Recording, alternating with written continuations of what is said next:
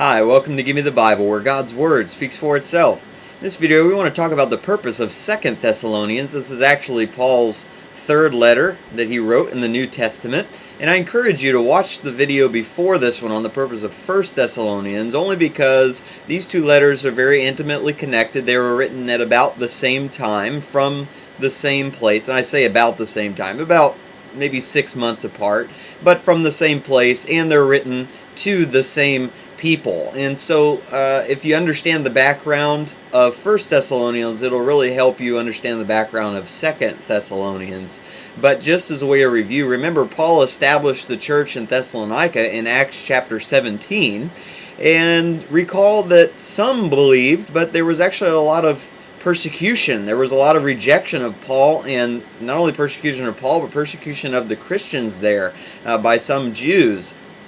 And it got so bad that Paul actually had to leave Thessalonica after only having been there for a very short time, maybe only 2 months tops. And so here's these Thessalonian Christians who are brand new Christians. They're being persecuted, and they've kind of lost Paul. He's not around anymore. And so Paul is naturally very concerned for their soul, for their well-being. Are they staying faithful to the Lord? And so when Paul leaves Thessalonica, he goes to Berea, and then he goes to Athens. But before he goes to Athens, he sends Timothy and Silas back to the Thessalonians to check on them, to see how they're doing, to see if they're holding fast to the Lord despite all the persecution and despite being separated from Paul. And Paul goes off on his own to Athens in Acts 17, and eventually in Acts 18, he comes to the city of Corinth, and he's by himself for a while until Acts 18 verse 5, when Silas and Timothy return to Paul,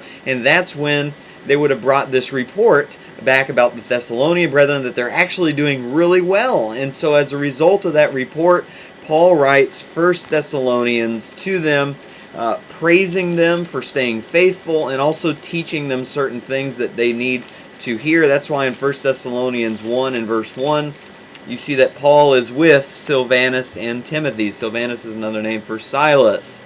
Well, that letter was not emailed. They didn't have email back then, and so Paul had to send that letter somehow, and I'm assuming that he sent that letter by Timothy or Silas or both of them, and so that they would have delivered 1 Thessalonians to the brethren, and then noticed their reaction to that and seen what other issues they were dealing with, struggling with, and come back to Paul in Corinth and given him a report about that. And then later from Corinth, same place, maybe 3, maybe 6, maybe 9 months later, we're not 100% sure, Paul wrote 2 Thessalonians to them. And once again, in 2 Thessalonians 1:1, Paul is with Silvanus and Timothy. So he's writing this from Corinth, and the way this book is laid out is that he starts off by praising them again. They're still doing well. Their faith is still strong in the Lord. He says in verse 3 of chapter 1, 2 Thessalonians 1:3, we ought always to give thanks to God for you, brethren, as is only fitting, because your faith is greatly enlarged, and the love of each one of you toward one another grows ever greater. And then he goes on to comfort them by saying that all those enemies who are persecuting you, don't worry, God is going to take vengeance on them when he returns, and they're going to spend eternity separated from him. He says in verse 9, these will pay the penalty of eternal destruction away from the presence of the Lord and from the glory of his power. Now, another thing that apparently was reported about them this time is that they thought that the second coming of Christ was any day now. They thought Christ was about to come back, and they seem to have gotten that from somewhere. Maybe they got it from some misinterpretation of what Paul said about the second coming in 1 Thessalonians, or they got it from some other message or letter. Look in 2 Thessalonians 2, verse 2.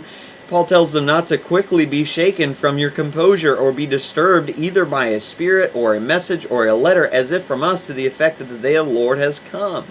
Paul's saying the day of the Lord hasn't come yet. Okay, it's going to come like a thief in the night. Like he said in 1 Thessalonians, we don't know when it's going to come, but there are certain things that have to happen first before it comes, like the man of lawlessness being introduced, and we can talk about that in another video. That's what he talks about in chapter 2. And then in chapter 3, he tells them to get back to work, because apparently a lot of these Christians, because they thought the second coming was any day now, they just stopped working and they started being lazy and just kind of mooching off of other people. Paul says, no, no, no, get back to work, live your life, hold fast to the teachings that I left you and that I taught you while I was there and that I sent you in 1 Thessalonians. So that's really the big picture of 2 Thessalonians. I sure hope that's helpful, and Lord willing, I'll see you next time.